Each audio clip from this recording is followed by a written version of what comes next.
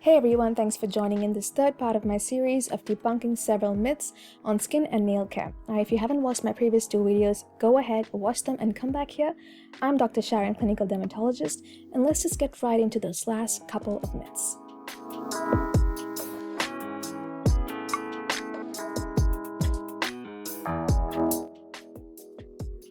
If it's natural or organic, it must be better. These days, people are becoming increasingly conscious of what they put on their skin, the chemicals they're exposed to from the environment, and just desire to make better, healthier choices. With a lot of help from celebrities who support going natural or organic, like Gwyneth Paltrow, Jessica Alba, Shailene Woodley, Julianne Moore. So, why the change to natural or organic from synthetic? And there are a lot of concerns surrounding the chemicals in your skincare, like phthalates, parabens, fragrances, which include thousands of chemicals, and they may be related to endocrine dysfunction. Natural or organic products are supposed to be more environment-friendly, less pollution. Thirdly, those who suffer from allergies or who have sensitive skin might believe that natural or organic products may be more beneficial and easygoing for their skin. But let's look at the downside. Now, while there are several certification standards like the USDA Organic and Cosmos that help consumers, the industry is underregulated. There are no crystal clear definitions on what constitutes natural or organic, and there isn't one unified body with standard guidelines to determine safety for use.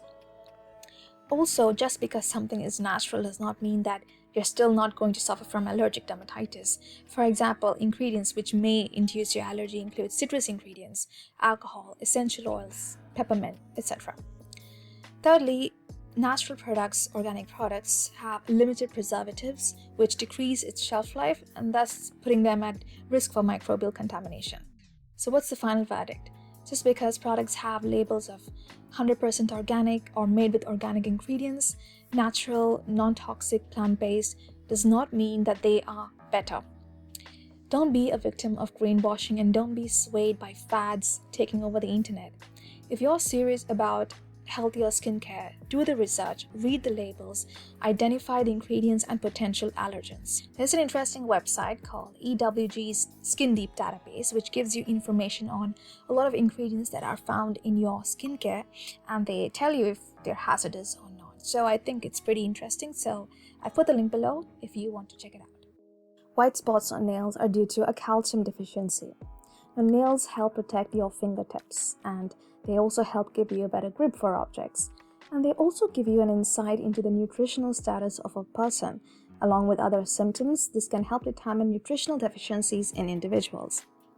Now, white spots or leukonychia may present in different forms. Sometimes they are white dots, sometimes they are white transfers or longitudinal lines, and sometimes they're just diffusely present all over the nail. I won't be talking about the specific causes for each of them. In general, trauma is considered to be one of the most common causes for leukonychia, especially in children, and if just a few nails are involved. Other causes include alopecia and psoriasis. Trauma may typically follow nail biting or an aggressive manicure. Now, transfers or horizontal white bands may be due to a calcium, zinc, or vitamin B3 deficiency, along with arsenic poisoning. Besides the protein keratin, several minerals form a part of the nail plate composition, including calcium, magnesium, and zinc. Now, normally the nail plate is transparent with a slight pink tinge to it because of the underlying blood vessels in the nail bed.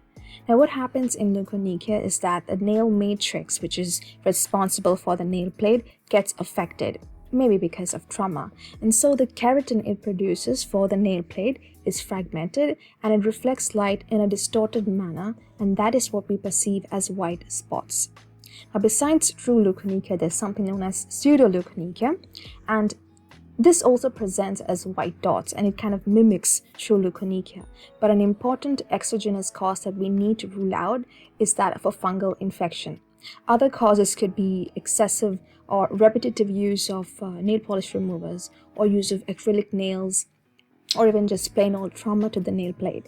And that causes something known as keratin granulation or keratin clumping, which we see as white spots. So, what's the final verdict? Are white spots on nails a sign of nutritional deficiency? Not likely, but if there are several nails involved, you might want to get them checked out to rule out probable causes. Greasy fried food and sweets can cause acne.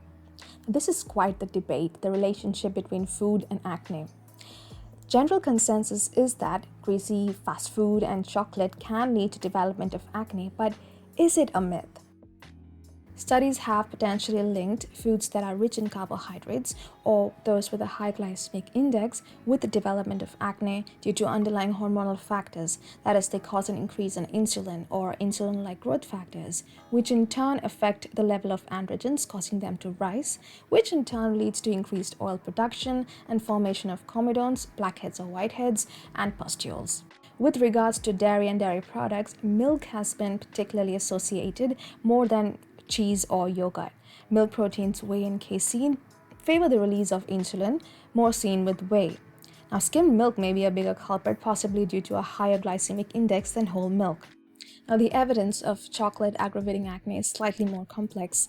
Both milk chocolate and dark chocolate have been found to be associated with acne, and this may be because of several plausible theories, maybe due to release of insulin or insulin-like growth factors, maybe because of the inflammatory nature of chocolate, or maybe because of increased bacterial activity on the skin surface. But much more research is needed to exactly determine what is the cause for chocolate causing acne.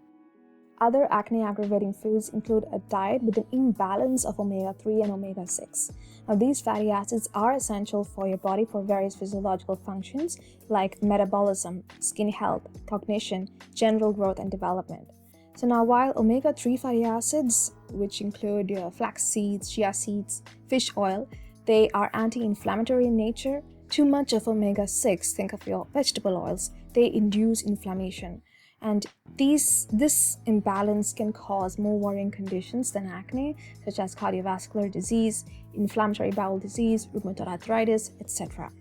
So what's the final verdict on the relationship between food and acne? Since the pathogenesis of acne is multifaceted, certain foods alone cannot take the blame for causing it. But are they potential sources for aggravating acne in those predisposed? Certainly. Now, everyone's not going to respond to these foods in the same manner. So restricting foods on a general assumption does not make sense. Instead, get on a balanced diet, identify those foods that seem to be aggravating your acne, and then limit those instead. And that's it for the 3-part series in Fact or Fiction, Myths in Skin and Nail Care. I hope you enjoyed it. I hope you're better aware today. And if there are any topics that you'd like me to cover, do comment them in the comment box below. And until the next video, bye.